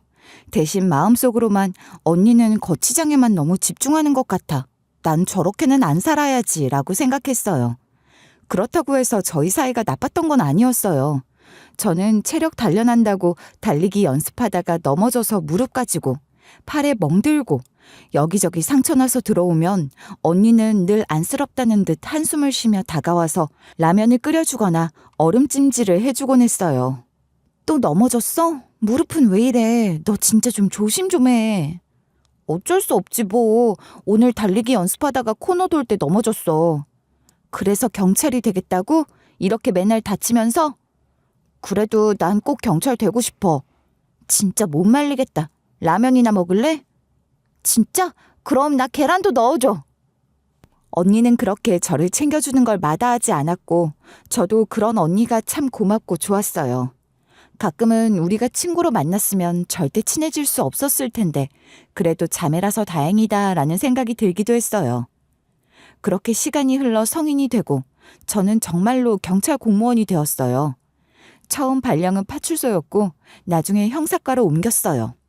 사실 제가 가고 싶었던 건 강력팀이었는데 여자라고 죽어도 발령을 안 주더라고요. 나 진짜 강력팀 가고 싶었는데 아쉽다. 하다 보면 다 보내줄 때가 있다. 있는 자리에서 열심히나 해. 언젠간 꼭 갈 거야. 나쁜 놈들 내가 다 잡아버릴 거야. 너 진짜 너 열정은 인정. 근데 체력부터 더 키워라. 너 어제도 범인 잡다가 넘어졌다며. 그러니까 더 단련해야지. 오늘도 뛸 거야. 그렇게 저는 현장에서 뛰어다니며 사건 처리하고 조서 처리하면서 하루하루 바쁘게 살았어요. 그리고 그 사이 언니는 피부 관리 뷰티샵을 열었어요. 처음에는 그냥 조그마한 가게였는데 손님이 늘어나고 입소문이 퍼지고 SNS 팔로워가 10,000명을 넘더니 꽤나 잘 나가는 피부 관리샵이 됐죠. 야, 나 이번에 VIP 관리 프로그램 런칭했어. 예약 밀려서 정신이 없네. 대단하다. 언니 진짜 잘 됐네. K-뷰티다 뭐다 하는 열풍 덕분이지. 일본에서도 오고 중국에서도 오고 나도 이제 글로벌 샵 원장님이다 이거야. 언니 명품 가방도 샀더라. 이번에 든 건 뭐야? 이거? 샤놀. 야, 넌 샤넬 마크도 모르냐? 너도 좀 여자답게 하고 다녀라. 어째 옷도 맨날 그 모양이야? 언니, 나 경찰이야. 범인 잡으러 갈 때 명품 가방 메고 갈 순 없잖아. 그러니까 네 인생이 재미가 없다는 거 아니야. 그러다 시집은 가겠니? 시집은 무슨, 난 일이랑 결혼했잖아. 웃겨 진짜. 저는 점점 그런 언니가 멀게 느껴졌어요. 원래도 참 다르던 우리였지만 어른이 되고 각자 하는 일이 생기면선 진짜 너무 다른 길을 걷는 느낌이더라고요. 그러다 언니가 결혼을 하면서부턴 다른 집 안 친한 자매들처럼 거리가 생기기 시작했어요. 저는 사건 현장 다니고 일 처리하느라 바빴고 언니는 결혼을 해서 신혼생활에 푹 빠져 있었어요. 명절이 돼도 언니는 시가에 가느라 저희 집엔 안 오는 때가 많았죠. 명절인데도 언니는 안 오네? 이제 시댁 식구지 뭐. 결혼하면 다 그렇게 되는 거야 원래. 너도 해보면 알아. 그래서 내가 결혼을 안 하는 거잖아. 형부는 일본과 중국을 오가며 무역 관련 일을 하는 잘 나가는 사업가라고 했어요. 친하게 오가는 사이는 아니라 몇 번 만난 게 전부였지만 사업하는 사람답게 서글서글하고 유쾌한 성격 같더라고요. 언니도 형부를 많이 좋아하는 것 같았고요. 가끔 안부만 주고받는 사이로 멀어져 있었지만 그래도 언니가 잘 지내시길 바랬죠. 그러던 어느 날 정말 오랜만에 언니한테서 연락이 온 거예요. 이것도 전화가 왔더라고요. 원래 평소 저희는 전화를 잘 안 했어요. 바쁘기도 하고 그냥 안부 전화할 때 톡 하나 보내고 마는 편인데 어쩐지 전화가 온 거예요. 게다가 언니 목소리는 평소랑 달리 조금 떨리고 있었어요. 너 혹시 지금 바쁘니? 나 할 말이 좀 있는데 좀 만날 수 있을까? 뭔가 머뭇거리는 기색이 역력했어요. 언니가 이런 식으로 저한테 연락해 오는 건 정말 드문 일이었고 무슨 일이 있는 게 분명했어요. 야간 근무가 끝나고 집에서 쉬고 있었는데 언니의 전화를 받고 잠이 확 깼죠. 저는 급하게 옷을 챙겨 입고 언니를 만나러 나갔어요. 근처 카페 구석에 앉아있는 언니 얼굴은 평소답지 않게 어두웠고 손끝이 자꾸 떨리고 있었어요. 무슨 일인데 그래? 얼굴이 왜 이렇게 안 좋아? 은진아, 나 어떡하지? 진짜 미치겠어. 왜? 무슨 일인데? 뭔 일인데 그래? 언니는 한참을 입을 떼지 못하고 커피잔만 만지작거리다가 결국 고개를 푹 숙인 채 중얼거리듯 말했어요. 너 혹시 네 형부에 대해서 좀 알아봐 줄 수 없니? 형부? 형부가 왜? 혹시 형부가 바람 피우니? 아니, 그런 거 아니야. 차라리 그런 거면 다행이게. 그 사람 때문에 나 요새 걱정돼서 잠도 안 오고 진짜 미칠 것 같아. 사실 언니 입에서 그런 말이 나올 거라고는 상상도 못했어요. 언니는 평소에 저한테 형부 얘기를 거의 하지 않았고 사실 저도 형부의 존재를 잊고 살았어요. 언니가 SNS에 올리는 사진들도 대부분 혼자 찍은 거였고 언니의 세련되고 반짝이는 이미지 뒤에는 형부는 거의 등장하지 않았거든요. 그러니 더더욱 언니의 갑작스러운 부탁에 어리둥절할 수밖에 없었어요. 뭔 일인데 그래? 싸웠어? 무슨 일인지 알아야 도와주지. 그게 사실 요즘 그 사람 하는 행동이 좀 이상해. 일본이랑 중국을 왔다 갔다 하면서 사업한다고는 하는데 거래처 얘기나 사업 얘기라도 물어보면 버럭 화를 내. 근데 어쩌다 내가 그 사람 통화 내용을 엿듣게 됐는데 뭔가 불법적인 일을 하는 듯한 느낌이 들더라. 너무 이상한 느낌이 들어. 언니의 불안감이 전염된 건지 저도 점점 긴장되기 시작했어요. 언니의 목소리는 점점 더 낮아졌고 손끝이 더 떨렸어요. 그래서 일부러 노트북을 봤는데 뭔가 무서운 파일들이 있었어. 이상한 이름으로 저장된 파일들. 무슨 수출입 명세서 같은데 약 이름도 있고 은어도 있고 다른 나라 주소도 나오고 여자들 얘기도 있고. 잠깐만, 약 이름? 여자들 얘기? 그게 무슨 소리야? 모르겠어. 그냥 너무 무서운 단어들이 막 섞여 있었어. 물론 다 내 추측이긴 해. 근데 영 찜찜해서 말이야. 혹시 파일이나 통화 내용 찍어둔 거라도 있어? 무슨 증거 같은 거라도. 언니는 잠깐 말을 멈추더니 고개를 저었어요. 아니, 그땐 너무 놀라서 그런 생각도 못하고 그냥 닫았어. 근데 며칠 전부터 형부가 날 의심하는 건지 내 핸드폰도 자꾸 보는 것 같고 통화 기록 몰래 지운 것도 발견했어.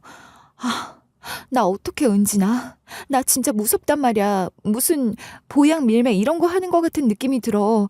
진짜 그런 거면 어쩌지? 그 말을 듣는데 심장이 철렁 내려앉았어요. 그 당당하고 잘난 언니가 이렇게까지 불안해하는 모습을 처음 봤거든요. 평소에는 뭐든 똑부러지게 말하던 언니였는데 이날의 언니는 그저 떨리고 있었고 당장이라도 울음을 터뜨릴 것 같은 눈빛이었어요.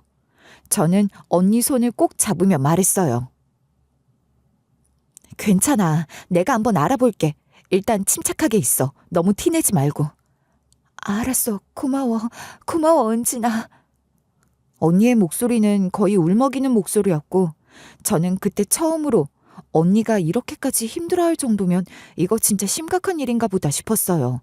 그리고 속으로는 이미 촉이 왔어요. 경찰 생활을 오래 한 덕인지 이런 감각은 무시할 수 없었어요. 저도 모르게 등줄기에 서늘한 기운이 스쳐 지나갔어요. 형부, 그 사람이 뭔가 크게 잘못을 저지르고 있는 건 아닌가 하는 의심이 머릿속에 떠나질 않았어요. 경찰이라고 해서 무턱대고 남의 사생활을 들춰볼 순 없었지만 가족 문제라면 이야기가 조금 다르잖아요. 게다가 제 눈앞에서 언니가 무너지고 있는데 그냥 팔짱 끼고 있을 수는 없었어요. 언니, 형부가 주로 거래한다는 업체 이름 몇 개만 찾아보고 알려줄 수 있어? 언니는 거래처 이름을 찾아 알려줬어요. 이름만 봐서는 딱히 수상한 건 없어 보였어요. 평범한 무역회사나 상사 이름이었죠. 알았어. 일단 이거부터 찾아볼게. 너무 걱정하지 말고. 미안하다. 너한테 이런 부탁까지 해서. 근데 나 진짜 불안해서 미치겠어서 그래. 빨리 좀 알아봐 주라. 됐어, 언니. 가족인데 그 정도는 당연한 거지. 혹시라도 더 기억나는 거 있으면 바로 알려줘. 더 살펴보기 위해 저는 경찰 전산망을 열어봤어요. 원칙적으로는 개인적인 용도로 사용하는 게 불법인 건 알지만 솔직히 그런 원칙 따질 상황은 아니었어요. 언니의 얼굴이 자꾸 아른거렸거든요. 업체 이름들을 하나씩 검색해봤어요. 겉으로는 문제될 게 없어 보였어요. 다들 합법적인 무역 관련 업체로 등록돼 있었고 별다른 신고 이력도 없었어요. 혹시나 해서 형부의 차량 번호도 조회해봤어요. 그런데 거기서부터 뭔가 이상한 흔적들이 보이기 시작했어요. 최근 몇 달간 형부의 차량 주행 기록 중에 새벽 시간대, 그것도 평일 새벽에 부둣가 근처로 여러 차례 이동한 기록이 남아 있었어요. 게다가 그 주차 시간대도 좀 이상했어요. 평일 새벽 2시, 3시에 부둣가 인근 주차장에 찍혀 있더라고요. 아니, 이 새벽에 부둣가는 왜 가? 그 순간 등골이 서늘해졌어요. 공항도 아니고 새벽 부둣가라니. 마약 밀수나 밀수입 사건을 다뤘던 과거 선배 형사들 얘기가 스쳐 지나갔어요. 왠지 형부가 단순한 무역업자가 아닐 수도 있겠다는 생각이 들었어요. 하지만 막상 드러난 건 이것뿐이었어요. SNS 계정도 별다를 게 없고 딱히 증거가 될 만한 것도 찾기 어려웠죠. 그때 언니한테 연락을 다시 했어요. 언니, 나야. 혹시 형부 노트북에서 봤다는 파일들 그거라도 대충 기억나는 거 있어? 그거 근데 보긴 했는데 제대로 못 봤어. 그냥 폴더명이 이상해서 클릭했는데 뭔가 영어랑 숫자랑 섞인 코드 같은 게 잔뜩 있었어. 근데 그 순간 방에 들어오는 소리가 나서 깜짝 놀라서 그냥 닫았어. 그럼 대충이라도 기억나는 파일명이나 코드 그런 거라도 없어? 글쎄, 무슨 약 이름 비슷한 건 있었던 것 같다. 뭐였더라? 무슨 페노, 뭐 이런 거? 잘 모르겠어. 그리고 뭔가 여자들 이름도 있었는데. 미나코? 그런 이름도 봤던 것 같고. 미나코? 일본 여자 이름 같은 게 있었던 것 같아. 언니 말을 들으니 점점 의심은 더 커졌어요. 확실한 건 없었지만 뭔가 냄새가 너무 났어요. 언니, 일단 최대한 차분하게 행동해. 형부한테 뭐 캐묻거나 의심스러운 기색 보이지 말고 혹시라도 다시 그런 파일 보게 되면 무조건 사진 찍어놔. 알았지? 알았어. 근데 나 진짜 무서워. 이러다 나한테 무슨 일 생기면 어떡하지? 언니, 그런 소리 하지 마. 괜찮아. 나 여기 있잖아. 무슨 일 있으면 바로 나한테 연락해. 저는 혼자 조사를 한 뒤 일주일 만에 다시 언니를 만났어요. 언니는 화장을 거의 하지 않은 민낯에 모자를 깊게 눌러쓰고 있었고 손톱은 물어뜯어서 그런지 울퉁불퉁 날카롭고 엉망이었죠. 평소 언니다운 반짝임은 어디에도 없었고 눈 밑에는 다크서클이 깊게 내려앉아 있었어요.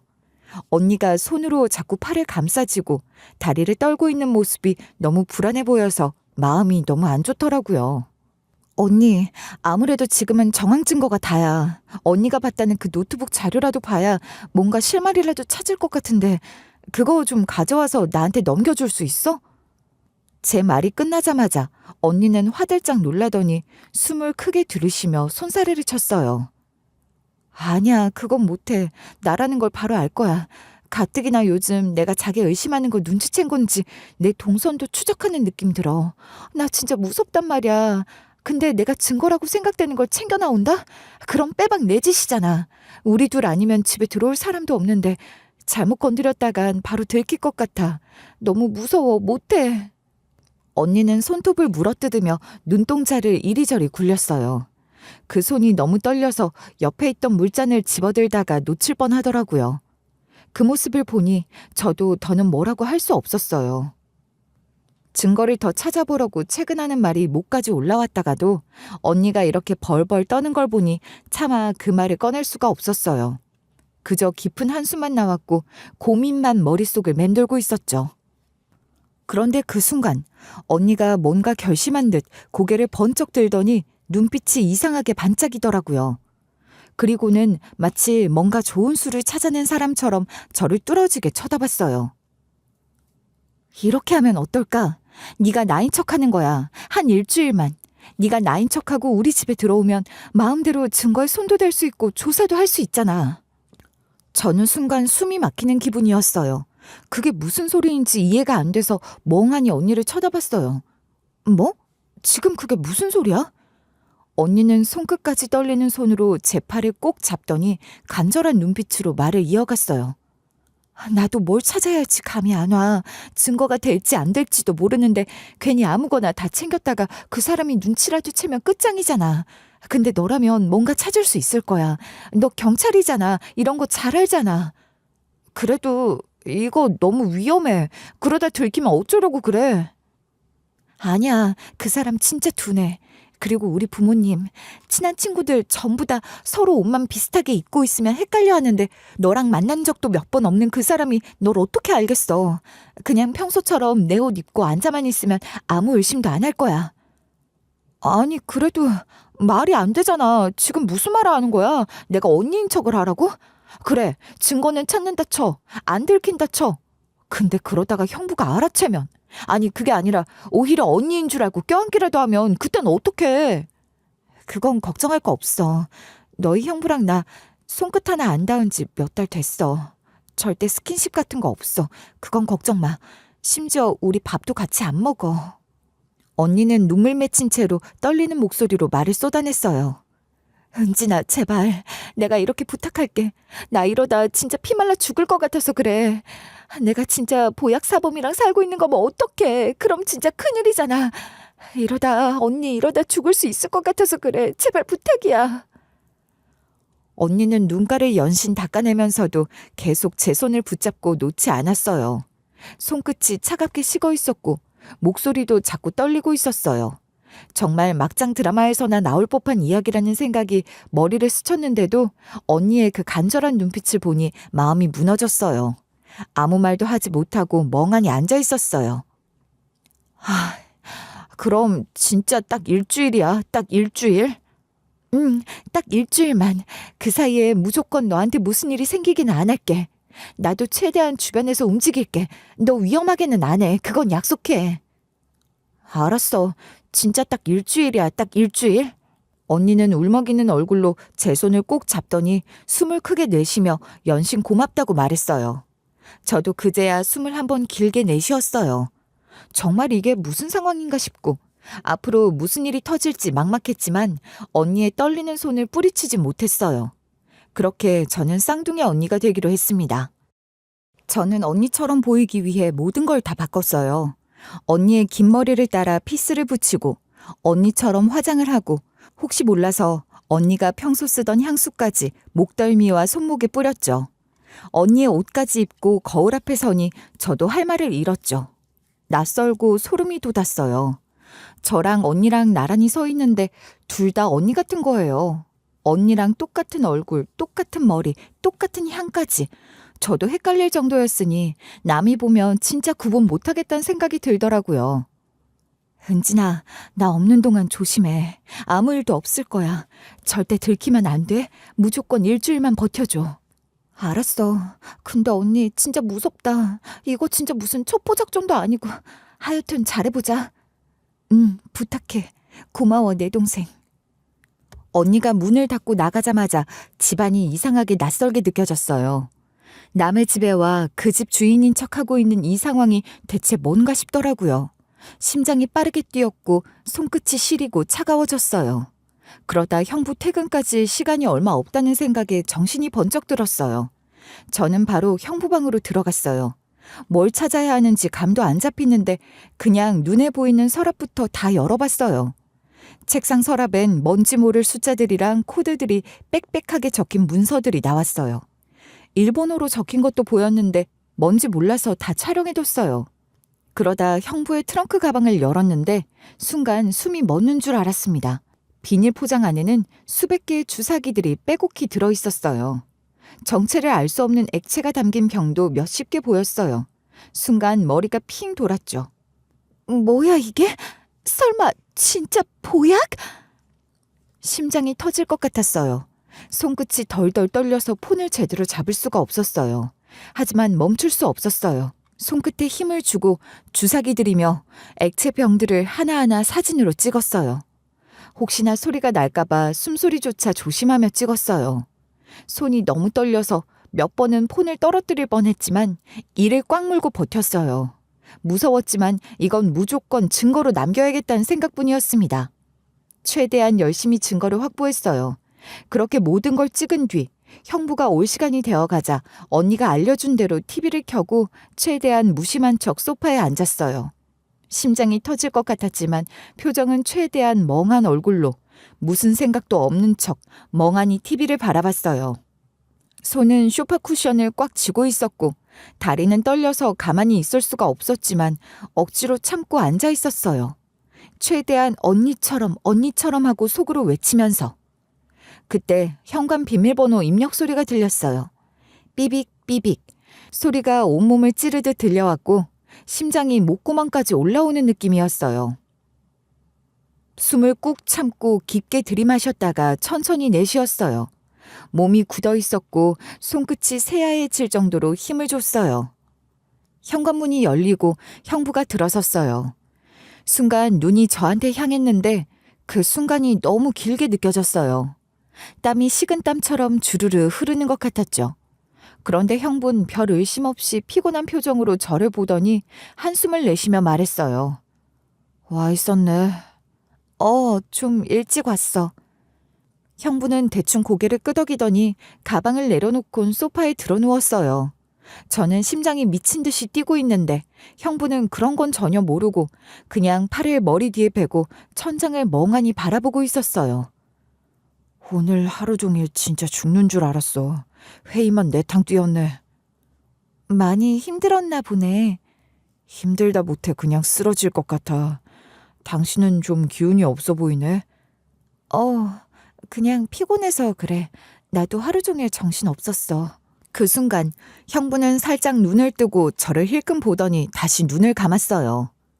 그래? 근데 당신 오늘 향수 바꿨어. 냄새가 좀 다른데? 아닌데 왜 그러지? 아닌가 그대로인 것 같기도 하고. 저는 숨이 턱 막히는 기분이었어요. 혹시나 눈치챘나 싶어 손에 땀이 차는 게 느껴졌죠. 하지만 다행히 형부와 함께한 저녁 시간은 무심한 듯 흘러갔어요. 형부는 술을 두어 잔 마시고 거실 소파에 앉아 TV를 켰고 저는 거실 한쪽에서 폰을 만지작거리며 최대한 자연스럽게 행동했어요. 저를 의심하는 기색은 전혀 없어 보였고 언니 말대로 형부는 제가 진짜 언니라고 믿고 있었어요. 그런데 술을 마셨으니 빨리 잘 법도 한데 좀처럼 잠들 생각을 않는 거예요.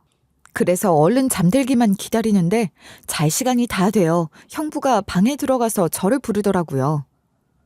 얼른 씻고 들어오지 그래. 피곤하다며. 그래, 알았어.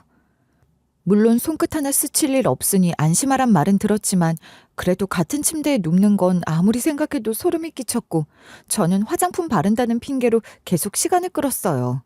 하지만 더는 미룰 수 없어 결국 방으로 들어갔고 제가 들어간 순간부터 형부가 갑자기 협탁 서랍에서 주사기를 꺼내며 제게 다가오는 거예요. 그 순간 머리가 폭발하듯 쭈뼛 섰어요. 이게 무슨 상황이지? 난 어떻게 해야 하지? 미칠 것 같더라고요. 형부는 익숙한 손놀림으로 주사기를 흔들더니 바늘 끝을 손등에 살짝 대보고는 공기를 빼듯 툭툭 튀겼어요. 액체가 미세하게 뿜어져 나오는 걸 보고 심장이 거칠게 뛰었죠. 당신 피곤하다며. 우유 주사 한 대 놔줄게. 형부는 제게 웃으며 다가왔고 저는 속으로 비명을 질렀어요. 하지만 최대한 침착한 척하며 말했어요. 아니야, 오늘은 그냥 잘게. 내일 업체 미팅이 있어서 그냥 안 하는 게 좋을 것 같아. 하지만 목소리가 살짝 떨렸어요. 이러다 들키면 어쩌지 하며 속으로 엄청 떨었어요. 형부는 잠시 멈칫하더니 곧 무심한 표정으로 말했어요. 당신답지 않게 왜 그래? 그때 그 VIP 손님들 접대할 때도 웃으면서 놓더니. 순간 숨이 턱 막혔어요. VIP 손님들? 형부는 제 표정을 못 본 채 자기 팔에 주사기를 놓기 시작했습니다. 이거 이번에 들어온 신상인데 진짜 괜찮더라. 지난번에 우리 손님들 반응 좋았잖아. 그러고 보면 당신이 안목은 있어. 왜 그때 당신이 말했잖아. 고급 시술에는 고급 약 써야 한다고. 그거 없었으면 우리 VIP 클럽 고객 다 빠졌을걸. 당신 샵에서 팔아주는 몫이 확실히 크지. 그건 그렇지. 이번에 일본 쪽에서 더 좋은 물건 들여왔다더라. 합성이라 검사도 안 걸린대. 이번에도 뷰티샵에서 잘 풀어줘야 돼. 그러고 보면 요샌 이런 마일드한 게 잘 나가. 당신이 아주 일머리가 좋았어. 젊은 사람들 상대로 이런 거 팔자는 아이디어 말이야. 내가 원래 사업머리가 있잖아. 불어 농담조로 대답했지만 손끝이 얼어붙고 몸 전체가 마비되는 기분이었어요. 형부는 저를 언니로 착각한 채 너무도 자연스럽게 말을 이어갔고 저는 그 말 한마디 한마디가 칼날처럼 박혀 숨이 막혔어요. 그러니까 언니는 단순히 피해자가 아니었던 겁니다. 제 쌍둥이 언니는 단순히 남편의 범죄를 의심하고 있는 선량한 아내가 아니었어요. 오히려 주도적으로 아이디어를 내고 자기 샵 고객들을 대상으로 보약을 유통하고 있는 공범이었던 거죠. 들으면 들을수록 분명해졌습니다. 언니 샵은 단순한 시술 클리닉이 아니라 보약 유통의 창구였다는 게.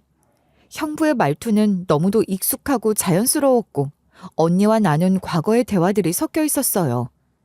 형부는 주사를 놓고는 이내 피곤하다는 듯 몸을 뒤척이며 잠에 들었고 저는 심장이 미친 듯이 뛰는 상태로 그 자리를 빠져나왔어요.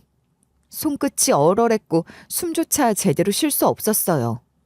그제야 언니에게 전화를 걸었지만 음성으로 없는 번호라는 문구가 흘러나왔어요. 아, 이거 내가 함정에 빠졌구나. 저는 그제야 언니가 자기 혐의를 벗어나기 위해 이런 짓을 꾸몄다는 걸 알게 됐어요. 저는 떨리는 손으로 형부의 노트북, 휴대폰 등을 챙겨들고 미친 듯이 달렸어요. 숨이 턱까지 차올랐고 뛰는 내내 손이 떨렸어요. 그리고 곧장 경찰서로 달려갔죠. 문을 열고 들어가 담당 부서 팀장에게 급히 보고 드릴 게 있다고 말한 뒤 저는 그 자리에서 언니와 형부를 정식으로 신고했어요. 증거는? 네, 여기 노트북과 휴대폰이에요. 이 안에 모든 증거가 들어있어요. 알겠어. 바로 조사해볼게. 너 일단 한숨 돌려. 지금 무슨 밀랍 인형 같다. 수사팀은 제 신고를 접수하자마자 곧바로 움직였어요. 저는 형부가 집에서 약에 취해 잠들어 있다는 사실까지 전달했고 경찰은 바로 구속영장을 발부받아 새벽에 형부의 집으로 들이닥쳤어요. 형부는 눈도 제대로 못 뜬 채 이불을 덮어쓴 채로 체포됐고 침대 옆 협탁에서는 여전히 액체가 남아있는 주사기들이 발견됐어요. 주사기 바늘 끝에는 형부의 DNA가 묻어 있었고 약물 성분도 곧바로 분석 의뢰에 들어갔죠. 와, 인연이 날 이런 식으로 엿먹여? 그니까 아까 그년이 네 년이었다 이거지? 어따 대고 년년거려 이 새끼야. 똑바로 앉아서 대답이나 해. 콱! 씨. 형부를 조사하는 동안 언니 행방도 계속 쫓고 있었고 결국 사건 접수 48시간 만에 도주 중이던 언니도 공항 근처의 한 모텔에서 체포됐어요. 경찰은 언니의 도피 루트를 추적하다가 언니가 외국으로 나가기 위해 환전소와 통화한 기록, 공항 근처에서 숙박 예약한 흔적까지 찾아냈어요. 언니는 머리를 짧게 자르고 평소 입지 않던 후드티를 입고 있었지만 마스크 너머로 그 낯익은 얼굴은 감출 수가 없었죠. 경찰이 들이닥치자 언니는 필사적으로 변명하며 자긴 아니라고 외쳤지만 이미 손목엔 수갑이 채워진 뒤였습니다. 언니를 데려와 조사실에 앉힌 뒤 대체 왜 그런 짓을 했냐고 묻자 언니는 한동안 묵비권만 행사하며 말을 않더니 제가 조사실에 들어가 묻자 결국 입을 열었어요. 우리 일하는 동업자 중 하나가 경찰하고 접선하는 걸 알게 됐어. 곧 다 들킬 것 같았고 그 전에 발을 빼야겠다는 생각밖에 안 났어. 그래서 날 희생양으로 쓰고 넌 빠져나올 생각만 했단 거야? 조사하면서 보니 그동안 언니는 나름대로는 철저히 행동했더라고요. 자신이 엮인 자료는 이미 삭제하고 기록들도 빼돌리고 범인 남편만 엮인 걸로 두고 자기는 쏙 빠져나오려고 했던 거죠. 하지만 그렇게 지운 자료들이 모두 복구 가능하다는 건 전혀 몰랐으니 하나만 알고 둘은 모르는 바보였지만 말이에요. 머리도 안 좋은 게 나름 머리 굴렸네. 그래도 네 그 똥통 대가리가 어디 가니? 어디서 감히 경찰을 그런 식으로 이용해? 경찰은 무슨 네가 뭐 강력팀 형사나 되냐? 하는 거라고 많지 않은 진상들 상대하는 일밖에 없는 게 너 그냥 서비스업이잖아. 나나 너나 뭐가 달라. 경찰 입내하고 힘주고 다니지 마 이년아. 너도 나나 매한가지 서비스 직종이야.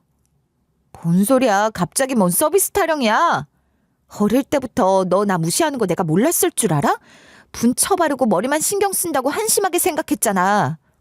그래, 자기 스스로를 잘 안 해. 근데 내가 언제 너 그렇다고 대놓고 뭐라 그런 적 있어? 그 정도 생각이야 했지. 근데 그렇다고 사람을 이런 식으로 함정 파서 몰아넣을 생각을 해? 그러고도 네가 인간이냐? 아, 진짜 웃긴다. 네가 뭘 한다고 떠드니? 너도 똑같아. 뭘 한다고 설치는 거야? 똑같긴 뭐가 똑같아. 난 적어도 가족한테 이렇게 등 뒤에서 칼은 안 꽂아. 네가 그랬다는 거 이제 다 밝혀질 거야. 넌 끝났어. 알고 보니 언니는 그동안 저한테 쌓인 게 많았나 봐요. 저는 까맣게 몰랐네요. 제 말에 빙글빙글 웃는 얼굴을 보는데 아우, 한 대 확 대갈통을 후려치고 싶은 걸 간신히 참았습니다.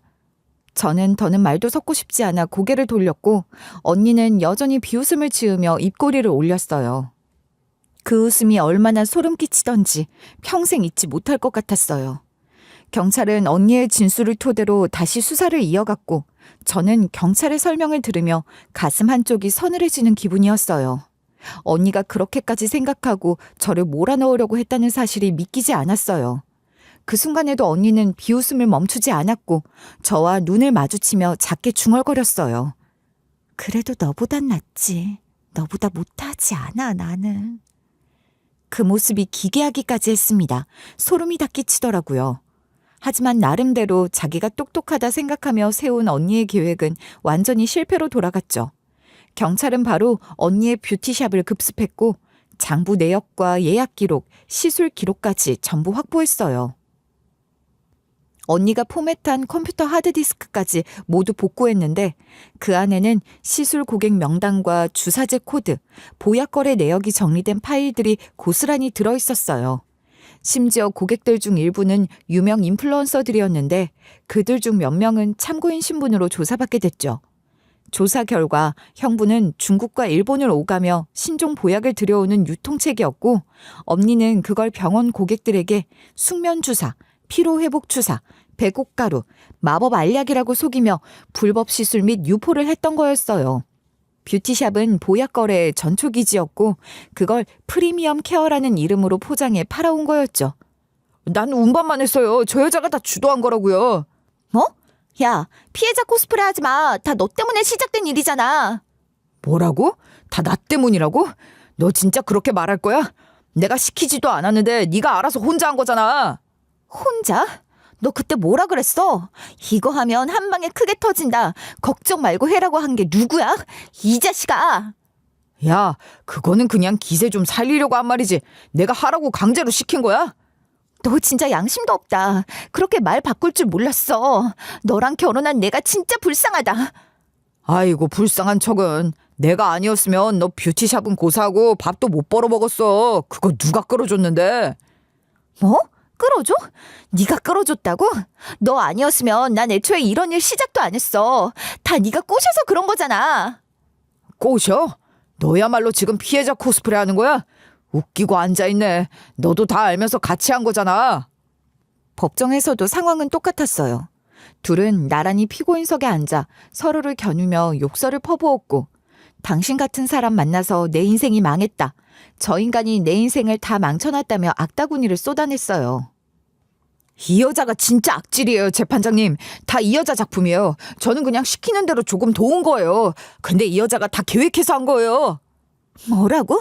이 미친놈아, 너 진짜 그렇게 나올 거야? 다 너 때문에 시작된 거잖아. 너 그때 클럽 VIP 룸에서 뭐라고 했는데? 이거 밀어주면 우리 둘이 그냥 금방 벤틀리 뽑는다고 했잖아. 그게 그냥 장난으로 한 소리지. 너 진짜 재판장님 앞에서까지 그런 식으로 거짓말해? 거짓말? 진짜 뻔뻔하다. 너 때문에 나도 경찰서 끌려온 거야. 다 너 때문이야. 너는 그때 그 약들이 뭐였는지도 몰랐다고 하면 다 믿어줄 것 같아?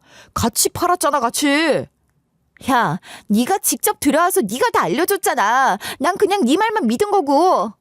믿어? 믿어? 참 아주 웃기고 있네. 믿은 게 아니라 욕심 부린 거잖아. 너 돈 욕심 많잖아. 언제는 이 돈만 있으면 인생 편해진다며. 네가 더 들떠서 하자고 했잖아. 너 진짜 사람 하나 잡아놓고 그렇게까지 해야 속이 시원해?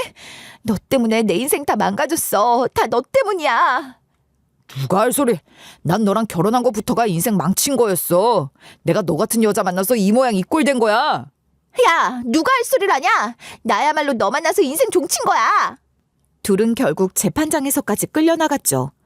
둘이 그렇게 서로를 향해 침을 튀기며 싸우는 모습을 보고 있으니 정말 한심하기도 그지없더군요. 도대체 이게 무슨 꼴인가 싶고, 둘 다 욕심에 눈이 멀어 끝내 서로를 지옥으로 끌어내린 거라는 생각밖에 안 들었어요. 하도 어이가 없어 헛웃음이 다 났어요. 가족이라는 이름 아래, 부부라는 이름 아래 그렇게 욕심만 쫓다 결국엔 서로를 찢어놓고 파멸로 달려간 인간들. 그게 바로 형부와 언니였어요. 법정 안의 공기는 싸늘했어요. 판사와 배석 판사들도 하나같이 차갑게 둘을 내려다보고 있었고, 검사는 정리된 자료를 한 장 한 장 넘기며 눈을 번뜩였어요. 그리고 저는 가만히 그 자리에 앉아 그 두 사람의 난리통을 끝까지 지켜봤어요. 언니와 형부는 결국 보약 유통과 밀수입, 불법 시술 등의 혐의로 재판에서 중형을 선고받았어요. 형부는 징역 16년, 언니는 징역 12년. 둘은 나란히 교도소에 수감됐고, 언니가 그렇게 자랑하던 뷰티샵은 당연히 폐업됐어요. 언니가 SNS에 올리며 뽐내던 고급 인테리어며 명품 인테리어 소품들이며 다 압류 조치됐고, 형부 명의로 운영되던 클럽도 허가 취소되고, 압수수색 끝에 발견된 약물과 자금 세탁 자료들까지 전부 증거로 채택됐죠. 이게 네가 말하던 잘 나가는 인생이야? 야, 정의로운 척 하지 마. 넌 뭐 그렇게 잘났니? 적어도 난 남한테 약물 팔아 돈 벌 생각은 안 했어. 적어도 사람 목숨 담보로 장사하진 않았다고. 지랄하네. 네가 무슨 정의의 사도라도 되는 줄 알아? 그래, 언니 말대로 나 정의의 사도 맞아. 그게 경찰이라는 직업이니까. 그래, 넌 평생 그렇게 잘난 척하며 살아라. 이 정도 말이 잘난 척으로 보이는 거면 넌 그냥 사람으로서 최소한의 양심도 없는 거야. 네가 선택한 거니까 뭐 이제 네가 책임질 일만 남았네. 그 사건 이후 부모님은 두 분 모두 너무 큰 충격을 받으셨어요. 세상 어느 부모가 자기 딸이 그런 일을 저지를 거라고 생각하겠어요. 특히 언니가 어떻게든 자신이 빠져나가려고 저를 엮어 넣으려고 했다는 말을 듣고 부모님 얼굴은 하얗게 질리셨어요.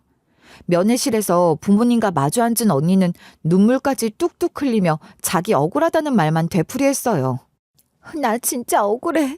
솔직히 어릴 때부터 억울했어. 엄마 아빠는 은진이만 예뻐하고 나는 혼자였잖아. 나를 이렇게 만든 건 엄마 아빠 책임도 있어. 나만 욕하지 마. 뭐라고? 너 지금 무슨 소리 하는 거야? 내 말 틀려? 나는 어릴 때부터 외로웠어. 은진이만 챙기고 나한텐 관심도 없었잖아. 그만해라. 네가 무슨 소리 하는지 알긴 하니? 너 이게 사람 입에서 나올 말이라고 생각해? 네 잘못은 네 잘못이지 왜 가족 탓을 해? 됐어. 더 들을 것도 없어. 이제 너는 더 이상 우리 딸 아니다. 네가 선택한 길이고 네가 만든 결과야. 어디 그 안에서 한번 혼자 잘 살아봐라. 엄마! 엄마! 그 말이 끝이었어요. 부모님은 언니의 울부짖음을 뒤로하고 등을 돌려 면회실을 나와버리셨죠. 언니는 부모님의 그 말에 무너져 울었고 아무리 울며 이름을 불러도 부모님은 돌아보지 않았어요. 결국 언니는 가족에게도 외면받고 아무도 찾아오지 않는 죄수가 되어 혼자가 됐죠.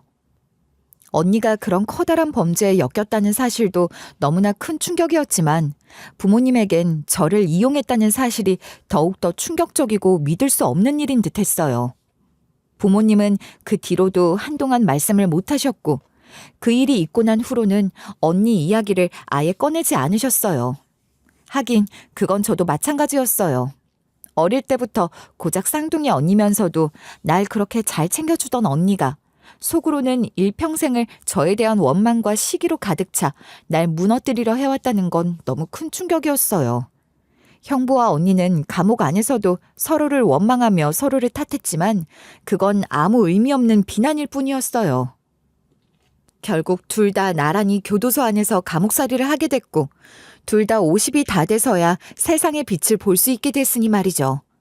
그 사건 이후 저는 가족 일이 얽혀있는 사건임에도 빠르고 정확하게 신고 조치하며 일을 처리한 공로를 인정받았고 시간이 지나 원하던 강력팀으로 발령이 났어요. 물론 그 어떤 선택 하나 쉬운 건 없었지만 사건을 끝까지 밝혀내려 한 제 선택이 옳았다는 걸 증명한 셈이었어요. 잘했다. 고생 많았다. 자랑스럽다 우리 딸. 은진아 고생했어. 네가 아니었으면 우리 더 큰일 당할 뻔했어. 혹시라도 만에 하나라도 죄책감 갖거나 맘 무겁게 가질 필요 없어. 엄마 말 무슨 말인지 알지?